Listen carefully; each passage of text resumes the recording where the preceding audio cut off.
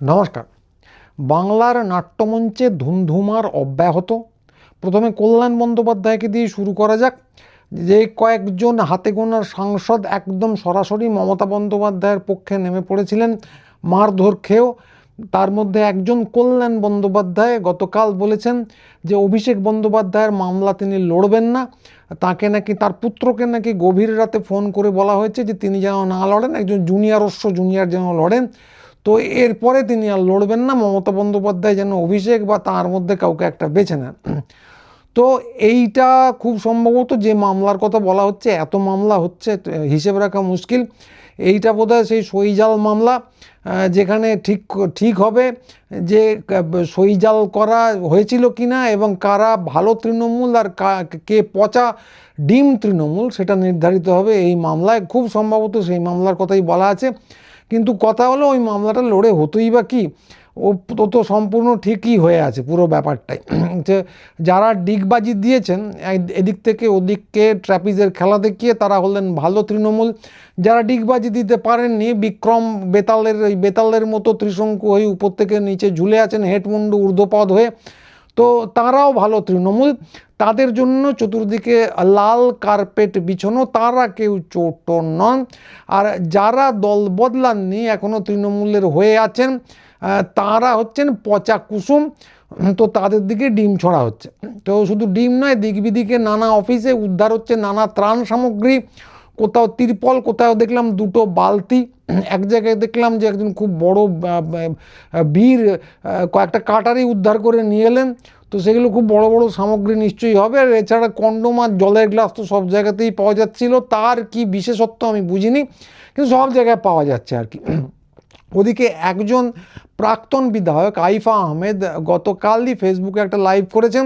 সেখানে উনি ঠিক সেই কথাগুলো বলেছেন যেগুলো আগের দিন লাবণী জঙ্গি বা মহামৈত্র বলেছিলেন, যে বিধায়কদের ঈদের আগে বা বর্ষার আগে ত্রাণ পাঠানো হয়, সেগুলো তাদের কাছেই থাকে। এবার নির্বাচনী বিধিনিষেধ বলবৎ হবার জন্য সেগুলো তারা বিলি করেননি। এরপর নতুন সরকার আসার পর একটা নোটিশ জারি করা হয় যে যা বিলি করা যা বাকি আছে সেগুলো যেন ফেরত দিয়ে দেওয়া হয়। তো সেই মর্মে চিঠি চাপাটি দেওয়া হয় এবং তারপরে যখনই আসছেন আর কি লোকজন ত্রাণ সামগ্রী নিতে, বিডিও অফিস থেকে সঙ্গে আসছেন বিজেপির লোকরা। মোটামুটিভাবেই একই কথা বলেছেন। এটা খুব গুরুত্বপূর্ণ অভিযোগ, কিন্তু সে নিয়ে দেখবেন যে কোথাও কোনো আলোচনা নেই। শাসক দলের লোকজন তো তোয়াক্কাই করেন না এসবের উত্তর দিতে হবে বলে। একজন আছেন শ্রমিক ভট্টাচার্য, তিনি মাঝে মাঝে শক্তি চট্টোপাধ্যায় আওড়ান আর খুব জোরে জোরে বললেন যারা অসভ্যতা করছে সবাইকে বার করে দেবো, কিন্তু কার্যক্ষেত্রে তিনি বোধহয় ঠুটো জগন্নাথ, অথবা এগুলি ইচ্ছে করেই বলেন কিছু একটা কমিক রিলিফ দেওয়ার জন্য, কোনো একটা হতে পারে। তো এসবের কোনো উত্তর নেই। আর মিডিয়া তো কী জিনিস আপনারা জানেনই, তারা চোখ গোল গোল করে বলছে দেখেছো কত ত্রাণ। তো এই চিঠির ব্যাপারে যে প্রশ্ন করবে, উত্তর তো নেই, প্রশ্ন যে করবে সে সাহসও এদের নেই। হ্যাঁ, তো এবং এই প্রশ্নটা তো করতেই পারবেন না যে যারা এগুলো তথাকথিতভাবে উদ্ধার করছেন, কিসের এখতিয়ারে তারা এই গণবিচার মব লিঞ্চিংয়ের ব্যাপারটা করছেন, সে নিয়ে প্রশ্ন করার সাহস মিডিয়ার নেই। তো সেরকম কেউ প্রত্যাশাও করে না, ঠিকই আছে। ওদিকে এর মধ্যে আরও অনেক কিছু ঘটে গেছে। ফলতার স্বঘোষিত পুষ্পাকে দেখলাম যে এবার হাফ প্যান্ট পরিয়ে হাঁটানো হচ্ছে, গায়ে একটা টি শার্ট আছে। তো উনি নিঃসন্দেহে পচা ডিম। তো ওনার আমি কোনো সার্টিফিকেট দিতে চাই না, খুব খারাপ লোক নিঃসন্দেহে। কিন্তু কথা হচ্ছে, কাগজে পড়েছিলাম হাইকোর্ট নাকি বলেছে যে ওইভাবে যে আগে কয়েকজনকে গেঞ্জি জাঙ্গিয়া পরে হাঁটানো হচ্ছিল রাস্তায়, সেটা হাঁটানো যাবে না, সেটা খুব বেআইনি কাজ হচ্ছে শুনেছিলাম, মানে খবরের কাগজে পড়েছিলাম, রায় আমি দেখিনি। তো যদি সেই রায় দেওয়া হয়েও থাকে, এক্ষেত্রে বলতেই হবে যে রায় একদম মেনে চলা হচ্ছে অক্ষরে অক্ষরে। কারণ হাফ প্যান্ট থাকলেও গায়ে তো টি শার্ট ছিল, ফলে আইন রক্ষা করেই ওনাকে যে রাস্তায় হাঁটানো হলো, এ নিয়ে কোনো সন্দেহ নেই। ফলত আইন রক্ষা করা হচ্ছে, এ নিয়েও কোনো সন্দেহ নেই। যারা ডিম ছুটছেন তারাও আইন রক্ষা করছেন, যারা উদ্ধার করছেন তারাও আইন রক্ষা করছেন, যিনি হাফ প্যান্ট পরে হাঁটাচ্ছেন গণবিচার করছেন তিনিও আইন রক্ষা করছেন। একদম আইনের রাজত্বই চলছে। এছাড়াও পুষ্পার কথাই বলছিলাম যখন, সেই পুষ্পার তো পোড়া কপাল। দেখলাম যে একটা খবরে পড়লাম যে আলিপুরে তার সরকারি দপ্তরে, মানে জেলা পরিষদের যে সরকারি দপ্তর ছিল সেখানে নাকি আগুন লেগেছে। তা খবরটা কোথাওই প্রায় নেই, দা ওয়াল বলে একটা পোর্টাল আছে সেখানে পড়লাম। আমাদের গদি মিডিয়া এসব দেখানোর প্রয়োজন মনে করেনি। কিন্তু এটা ইন্টারেস্টিং কেন না, দা ওয়ালে পড়লাম যে যেখানে আগুন লেগেছে সেখানে নাকি ইভিএম রক্ষিত ছিল। সেগুলো কোন বছরের আর কোন বিধানসভার পুরোটা পুড়েছে না হালকা করে রোস্ট হয়ে গেছে সেটা অবশ্য ওয়ালের খবরে ছিল না। আর বাকি যে গদি মিডিয়া বললাম তাদের অবকাশ কোথায়, তো তারা কি করছেন সেখানে পরে আসবো। তো কথা হচ্ছে যে এইগুলো অন্য কোনো খবরের কাগজে নেই। হ্যাঁ, মিডিয়ার কথাটা বলেনি তারা কি করছে। তো বিভিন্ন জায়গায় পচা ডিম ছড়া হচ্ছে। তো সেখানে কি হচ্ছে, অনেকগুলো ভিডিও দেখলাম, জমিয়ে রাখতে পারিনি, আমার মুখের কথায় বিশ্বাস করতে হবে। অত ডিম ছড়ার ভিডিও জমিয়ে রাখতে হলে আমার হার্ড ড্রাইভ ভর্তি হয়ে যাবে। তো কথা হচ্ছে দেখলাম যে কয়েকজন মহিলা দাঁড়িয়ে আছেন এবং তারা একদম মেকানিক্যালি, গরিব লোক, গরিব মহিলা বোঝাই যাচ্ছে, মেকানিক্যালি একটা করে ডিম তুলছেন আর ছুঁড়ছেন, আর কোথাও কেউ নেই। তা তারা কী করে সেখানে এসে উপস্থিত হলেন, কেনই বা ডিম ছুটছেন, হঠাৎ ব্যাপারটা কি তারাও জানেন বলে মনে হলো না। তো মিডিয়াকে যদি জিজ্ঞাসা করেন তারা বলবে এটাই গণরোষ। আর দেখলাম অভিষেক বন্দ্যোপাধ্যায় এয়ারপোর্ট থেকে নামছেন, মিডিয়া বুম হাতে তাকে ধাওয়া করেছে এবং সাংবাদিকরা পিছন থেকে প্রশ্ন করছেন ঠিক এই টোনে যে এই ভাইপো ডিমের গন্ধ গেছে। তা মিডিয়াকে এরা যে কোন জায়গায় নামিয়ে আনতে পারেন প্রত্যেকবারই, ওই সের্গেই বুবকার মতো প্রত্যেকবারই আমি অবাক হয়ে যাই যে আগের নিচে নামার রেকর্ডটাও ভেঙে গেল। সের্গেই বুবকা উপর দিকে লাফাতেন আর নিচের দিকে যান। তো প্রত্যেকবারই ভাবি গদি মিডিয়াকে নিয়ে অবাক হব না, তো কিন্তু অবাক হতেই হয় আর কি, মানে এরা এতটাই প্রতিভাবান। তো ওই কয়েকজন মহিলা দেখে মনে হলো ভাড়া করা মহিলা ডিম ছুটছেন, ওটাই হলো গণরোষ। আর বিরোধী দলনেতাকে দেখলে এক মিডিয়ার ছদ্মবেশে প্রশ্ন করতে হবে এবং সেটাই দেখানো হবে যে এই ভাইপো ডিমের গন্ধ গেছে। এগুলো মিডিয়ার প্রশ্ন। তো ভাবুন। তো যাই হোক, যে কথা হচ্ছিল যে মিডিয়া যে আলিপুরে আগুন লেগেছে সেই খবরটা দেখাবে না, এ নিয়ে তো বিশেষ বিস্মিত হবার নেই। যারা ওই গা থেকে ডিমের গন্ধ গেছে কিনা এই জাতীয় প্রশ্ন করতে পারে তারা এই জিনিস দেখাবে না। এই নিয়ে অন্তত এইটা নিয়ে আশ্চর্য হওয়ার কিছু নেই। কিন্তু ইন্টারেস্টিং কেন, কারণ ওইখানে নাকি ইভিএম ছিল, তো সেগুলো পুড়ে গেছে নাকি রোস্ট হয়েছে, কবেকার ইভিএম, কোন বিধানসভা নির্বাচনের নাকি লোকসভা নির্বাচনের, এইটা জানতে পারলাম না। মিডিয়ার কাছে সাধারণভাবে যে কোনো সভ্য ভদ্র দেশে আশা থাকে যে তারা এই খবরগুলো খোঁজ টোজ নিয়ে জানাবেন, কিন্তু এখানে সে আশা করে লাভ নেই। প্রেস ফ্রিডম ইন্ডেক্সে জানেনি তো ভারতবর্ষের 157 নম্বরে।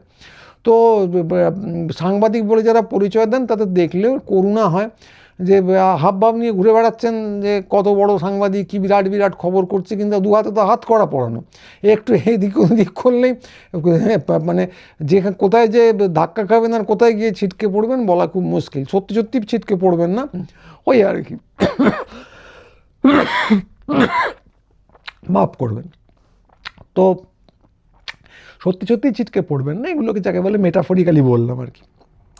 তো এইটা গুরুত্বপূর্ণ কেন, কারণ শুনেছিলাম মানে সেই আবার প্রেস বিজ্ঞপ্তি বা বিভিন্ন জায়গায় পড়েছিলাম যে নির্বাচন এবং গণনা এ নিয়ে নাকি মামলা হবে। এটা তো কল্যাণ বন্দ্যোপাধ্যায় বোধহয় বলেছিলেন, মমতা বন্দ্যোপাধ্যায় তো বলেছিলেন বটেই। তো কবে হবে সেটা কিন্তু কেউ জানেন না, নিশ্চয়ই সবাই ভাবছিল কোনো একদিন হবে। তো সেইটা আর করে কোনো লাভ নেই যা বোঝা যাচ্ছে।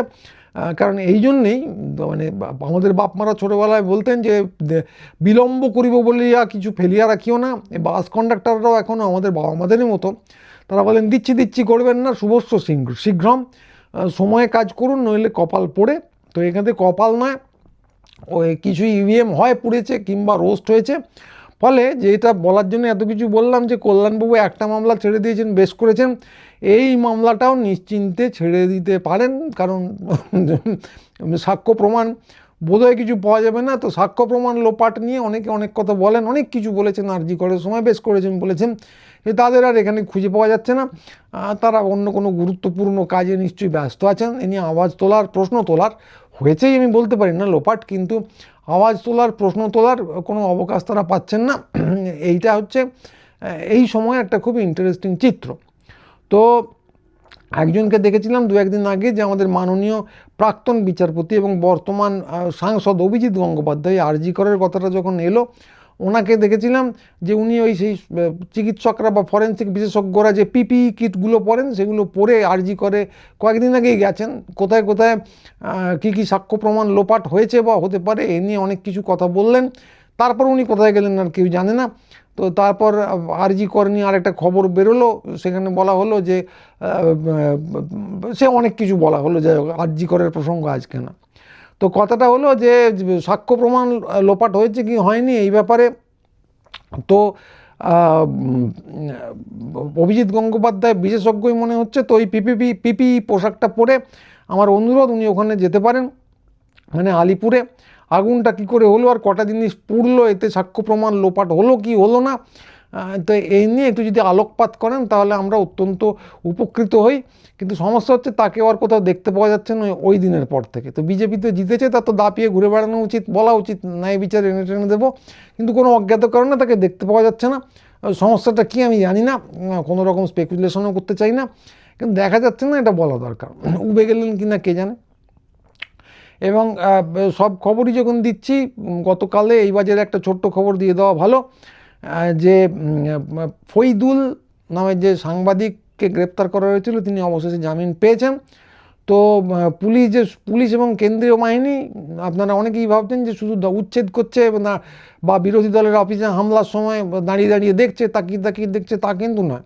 তারা প্রচুর গুরুত্বপূর্ণ কাজও করছে। যে সমস্ত সাংবাদিকরা বা নাগরিকরা, আমি বিরোধী দলের কথা ছেড়ে দিলাম, নানা রকম আওয়াজ তোলার কথা ভাবছেন, চেষ্টা করছেন, তাদেরকে টপাটপ কিন্তু গ্রেপ্তারও করা হচ্ছে।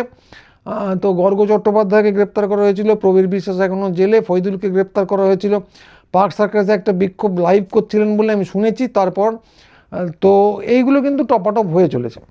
তো ফলে ছোট মিডিয়াকে ধরা হচ্ছে নানা রকমভাবে, আর বড় মিডিয়া বা গদি মিডিয়া তারা দাপিয়ে বেড়াচ্ছে। তো এই হচ্ছে এখনকার সময়। ফলে কোথা থেকে খবর পাওয়া যাবে সে বলা খুব শক্ত। তো খবর যে খবরই আসছে কিনা খবর নামে সেটাও বলা খুব শক্ত।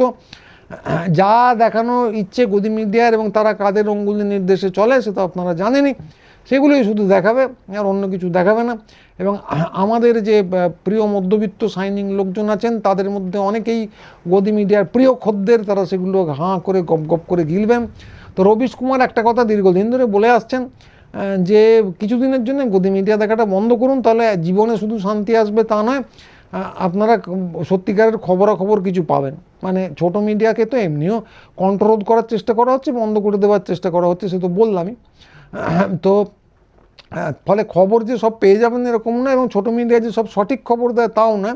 কিন্তু কথা হচ্ছে কম খবর পেলেও আপনারা কিছু সঠিক খবর পাবেন যদি গদি মিডিয়া না দেখেন। আর গদি মিডিয়া সঠিক খবর জানার কোনো প্রশ্নই নেই। আর নম চমস্কি একটা কথা বলেছিলেন কনসেন্ট ম্যানুফ্যাকচারিং, ওটা সেটাই করে চলেছে। কনসেন্ট ম্যানুফ্যাকচারিং কি? সম্পূর্ণ গুল দেওয়া না। তো কনসেন্ট ম্যানুফ্যাকচারিং মানে হচ্ছে ধরুন রাম আপনাকে মারতে এলো, উল্টে আপনি রামকে মারলেন, তাহলে আপনার ছবি তুলে মিডিয়া দেখাবে যে এই দেখো এই রামকে মারছে, তো আপনি যে মারতে গেছেন এটা কিন্তু মিথ্যে কথা না, কিন্তু রাম যে প্রথমে আপনাকে মারতে এসেছিল এটাকে অমিট করে যাওয়া হবে। ফলে যেটাকে যদি বারবার দেখিয়ে চলা হয় আপনার বিরুদ্ধে একটা জনমত তৈরি হবে। এইভাবে পক্ষে এবং বিপক্ষে নানা রকম জনমতরা তৈরি করে। তো এইটা ছিল নম চমস্কির কথা পশ্চিমী মিডিয়ার ক্ষেত্রে। তো পশ্চিমী মিডিয়া সাধারণত গুলগাপ্পি দেয় না, এইভাবে খুব কৌশলে জিনিসটা করে। কিন্তু 157 নম্বর র্যাঙ্কিংয়ে যে মিডিয়া আছে তারা তো তার সঙ্গে গুলগাপ্পিও দিয়ে চলেন, নানা ক্ষেত্রে দিয়েছে, এক্ষেত্রেও দিয়ে চলেছে। ফলে যদি কম শোনেন, কম দেখেন, তাহলে নিজেরাই উপকৃত হবেন। চারদিকে যদি তাকিয়ে দেখেন, ছোট মিডিয়া যে কটা টিকে আছে তাদের যদি দেখেন তাহলে উপকৃত হবেন। তো এইটুকুই অনুরোধ আমার, নয় রবিশ কুমারের। তো টিমে যে কটা চ্যানেল টিকে আছে তার মধ্যে উনি একজন। তো কিন্তু আশা ছেড়ে দেওয়ার মতো কিছু হয়নি। তার কারণ হলো গতকালও ককরোচ জনতা পার্টি, সেটাও আবার গদি মিডিয়ার খবরে পাবেন না, গতকালই ককরোচ জনতা পার্টি দিল্লির পরে পুনে একটা বিরাট সমাবেশ করেছে, বিরাট সমাবেশ। ফলে তরুণরা যে এই গদি মিডিয়ার কথায় প্রভাবিত হয়ে সব কিছু ছেড়ে দিয়ে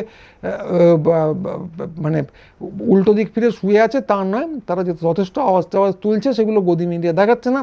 ফলে ছোটো মিডিয়া দেখুন, খোঁজ খবর রাখুন, খবরাখবর রাখুন। কীভাবে রাখবেন তার কোনো প্রেসক্রিপশন আমি দিতে পারবো না, কারণ আমার কাছেও নেই।